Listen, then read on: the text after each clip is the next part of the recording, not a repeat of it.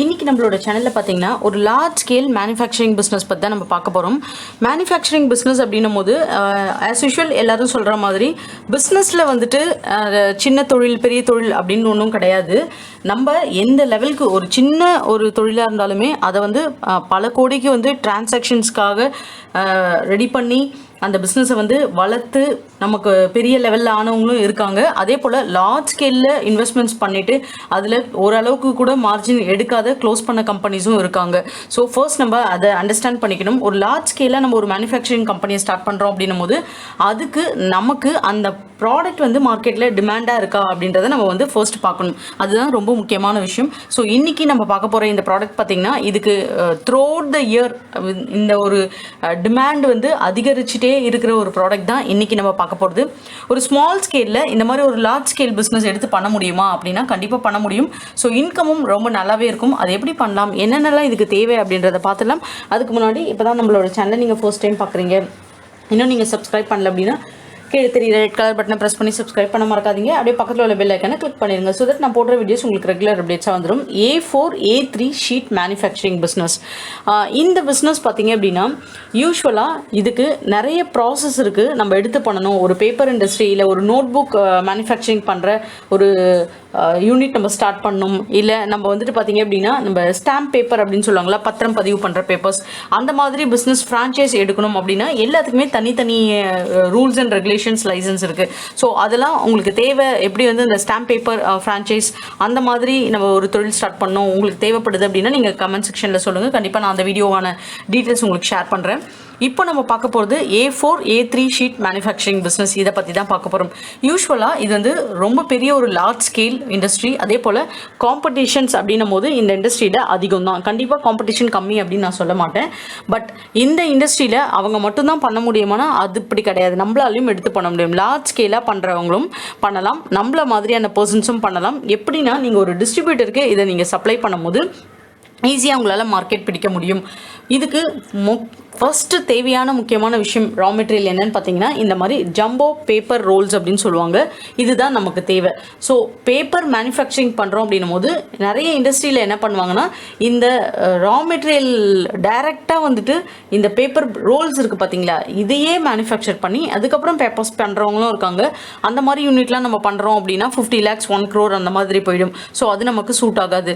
நீங்கள் jumbo papers role இந்த மாதிரி ரோல்ஸ் அவைலபிளாக இருக்கும். இந்த மாதிரி ரோல்ஸை வந்து நம்ம வாங்கி அதை எப்படி வந்து A4 A3 பேப்பர்ஸாவோ கன்வெர்ட் பண்ணுறது அப்படின்றத பற்றி மட்டும்தான் நம்ம வந்து இன்றைக்கி நம்ம பார்க்க போகிறோம்.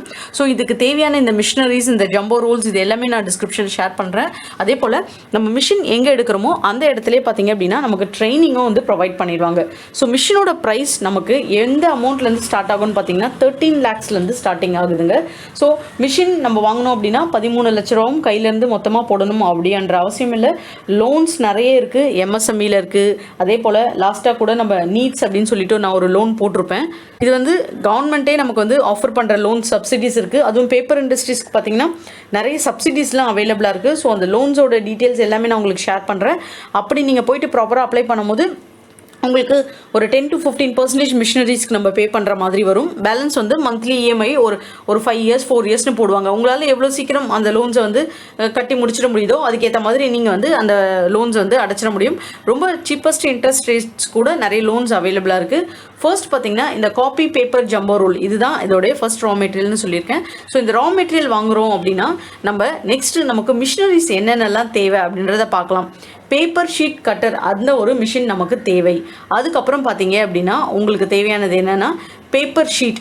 இந்த பேப்பர் ஷீட் கட்டர் நம்மளோட ஃபர்ஸ்ட் ப்ராசஸ் அந்த ஜம்போ ரோல் வாங்கணும். அந்த ஜம்போ ரோல்லேருந்து நம்ம வந்து பேப்பர் ஷீட் கட்டர் மூலயமா அதை வந்து பேப்பர்ஸாக வந்து லாங் சைஸ் பேப்பர்ஸாக வந்து கட் பண்ணுவாங்க. அதுக்கப்புறம் தான் பார்த்தீங்க அப்படின்னா நமக்கு என்ன சைஸில் வேணும், A4 A3 அந்த மாதிரி வந்து கட் பண்ண முடியும். இது வந்து ப்ராசஸ் ரொம்ப சிம்பிள் தான்.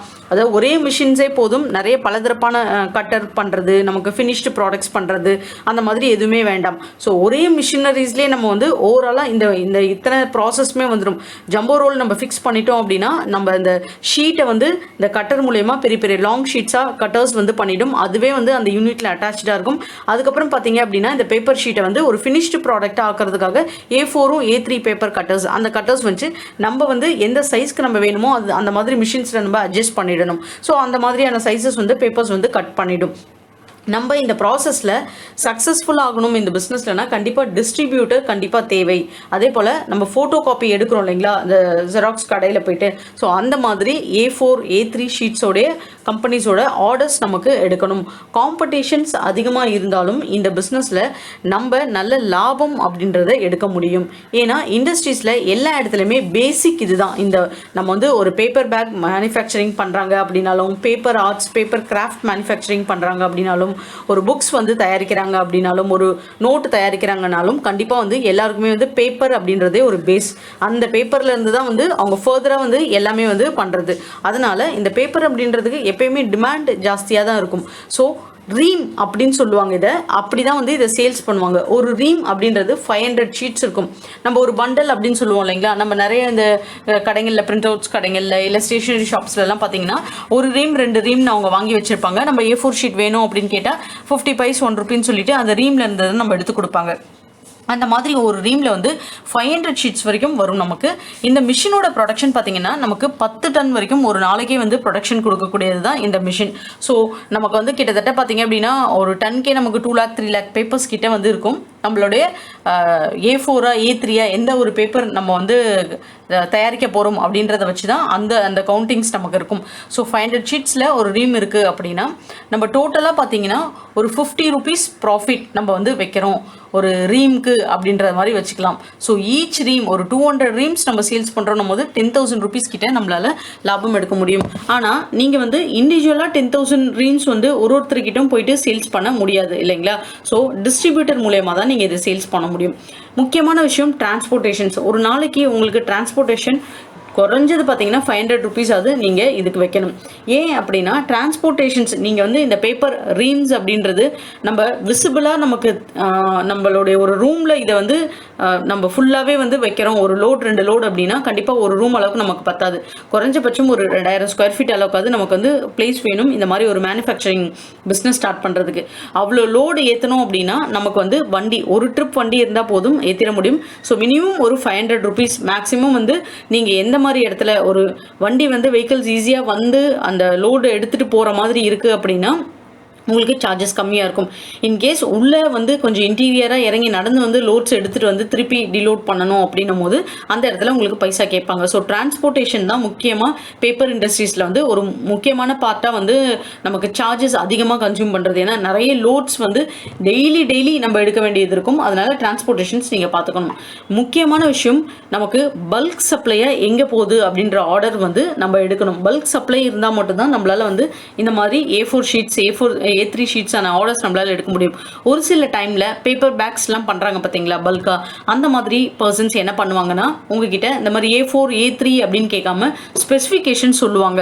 அந்த ஸ்பெசிஃபிகேஷன்ஸில் உங்களுக்கு வந்துட்டு ஷீட்ஸ் வந்து நீங்கள் கட் பண்ணி கொடுக்கணும் அப்படின்னும் போது அப்போது அந்த மாதிரி கொடுக்கணும்னு சொல்லும் போது மிஷின் நீங்கள் வாங்குறீங்க இல்லைங்களா, அந்த இடத்துலையே அந்த ஷீட்ஸ்க்கான கட்டருக்கான டைஸ் அந்த கட்டர்ஸ் நீங்கள் வந்து சைஸ் சொல்லி தான் நீங்கள் வாங்கணும். ஸோ அதுக்கான பைசாவும் நம்ம யார் நமக்கு பல்க் ஆர்டராக கொடுக்குறாங்களோ அவங்களுடைய சார்ஜஸ் நீங்கள் வந்து இன்க்ளூட் பண்ணணும். ஏன்னா நிறைய இடத்துல வந்து பேப்பர் பேக்ஸ் பார்த்தீங்கன்னா நம்ம A4 A3 ஷீட்ஸில் வச்சு அவங்களால பண்ண முடியாது. அவங்க ஒரு அளவுக்கு குறிப்பிட்ட அளவுக்கு வந்து பேப்பர்ஸ் வந்து அவங்க கன்வீனியன்ட்டுக்கு ஏற்ற மாதிரி சைஸஸ் கேட்பாங்க நம்மளை. ஸோ அந்த சைஸஸ் நம்ம வந்து பேப்பர்ஸ் வந்து பண்ணி கொடுக்க முடியும். ஆனால் ஒரு ஸ்பெசிஃபிகேஷன் ஒரு கஸ்டமர்ஸ்க்காக அவங்க ஃபார் எக்ஸாம்பிள் ஒரு 500 ரீம்ஸ் ஒரு வாட்டி தேவை அப்படின்ற மாதிரி ஒரு ஆர்டர்ஸ் அவங்க உங்களுக்கு கொடுக்குறாங்க. இந்த சைஸில் பேப்பர்ஸ் வேணும் அப்படின்னா அப்போ அவங்களுக்கு அந்த 500 ரீம்ஸ் நீங்கள் பண்ணிட்ட பிறகு இன்னொரு ஆர்டர் உங்களுக்கு வரலனா அந்த கட்டர் அந்த மாதிரியான சைஸ் கட்டர்ஸ் வாங்கிட்டு நமக்கு வந்து அது யூஸ் இருக்காது. ஸோ அந்த சைஸ் கட்டர்ஸ் வந்து கரெக்டாக தெரிஞ்சு நீங்கள் வாங்கிக்கணும். இது பைசா ரொம்ப அதிகமாக உங்களுக்கு ஆகாது. A4 A3 அப்படின்றது ஒன்றும் இல்லை, நீங்கள் ஜஸ்ட் மெஷர்மெண்ட்ஸ் வச்சு கட் பண்ணுறது தான். ஸோ அந்த மெஷர்மெண்ட்ஸ் வச்சு கட் பண்ணுறத வந்து நீங்கள் வந்து அந்த மேனுஃபேக்சரிங் மிஷின் நீங்கள் ட்ரைனிங் ப்ரொவைட் பண்ணுவாங்க இல்லைங்களா, அவங்கக்கிட்டே கேட்டுக்கலாம். இந்த மாதிரி ஸ்பெசிஃபைடாக வந்து பேப்பர் ஷீட்ஸ் கட் பண்ணோம் அப்படின்னா அதுக்கு ஏதாச்சும் வந்து மெஷர்மெண்ட்ஸ் இருக்கா இல்லை டை இருக்கா, நாங்கள் ஏதாச்சும் எக்ஸ்ட்ரா வாங்கணுமா அப்படின்ற ஒரு இன்ஃபர்மேஷன் வந்து நீங்கள் அவங்க மூலயமா எடுத்துக்கோங்க. ஸோ பேப்பர் இண்டஸ்ட்ரி அப்படின்றது ஒரு நல்ல பிஸ்னஸ். அது மட்டும் இல்லாமல் இந்த மிஷினில் வந்து ஒயிட் பேப்பர் மட்டும் இல்லைங்க, ப்ரௌன் பேப்பரும் உங்களால் பண்ண முடியும். ப்ரௌன் பேப்பர் பார்த்தீங்க அப்படின்னா நம்மளுக்கு நிறைய பேக்கிங் விஷயங்களுக்கு, கூட்ஸ் எல்லாத்துக்குமே வந்து பயன்படுது. நம்ம எல்லாருக்குமே அது தெரியும். ஸோ ஈவன் பேப்பர் பேக்ஸ் ஆகட்டும், பேக்கரிஸில், அதே போல் பார்த்தீங்க அப்படின்னா கிஃப்ட் ஷாப்ஸில் எல்லா இடத்துலையுமே வந்து பேப்பர் பேக்ஸ் மேக்ஸிமம் யூஸ் பண்ணுறாங்க. ஸோ ப்ரௌன் பேப்பர்ஸும் நீங்கள் பண்ணலாம். ஒயிட் ஷீட்ஸ் இல்லாமல் A4 A3 இந்த ப்ரொடக்ஷன் போக உங்களோட மிஷின் வந்து அவைலபிளாக இருக்குது ஒரு ஷிஃப்ட்க்கு அப்படின்னா நீங்கள் வந்து ப்ரௌன் பேப்பர்ஸும் இதே மிஷின்லேயே வந்து மேக் பண்ணி இந்த மாதிரி பேக்ஸ் எல்லாம் பண்ணுறாங்க பார்த்தீங்களா பல்காக, அவங்க கிட்ட வந்து நீங்கள் டைரெக்டாக சப்ளை பண்ணலாம். ஸோ இந்த மிஷினோட டீட்டெயில்ஸ் எல்லாம் நான் உங்களுக்கு டிஸ்கிரிப்ஷனில் ஷேர் பண்ணுறேன், செக் பண்ணி பாருங்கள். இந்த வீடியோ உங்களுக்கு பிடிச்சிருந்தா as usual நம்மளோட சேனலை சப்போர்ட் பண்ணுங்கள், சப்ஸ்கிரைப் பண்ணுங்கள், உங்கள் ஃப்ரெண்ட்ஸ் கூட ஷேர் பண்ணிவிட்டு லைக் பண்ண மறக்காதீங்க. தேங்க்யூ.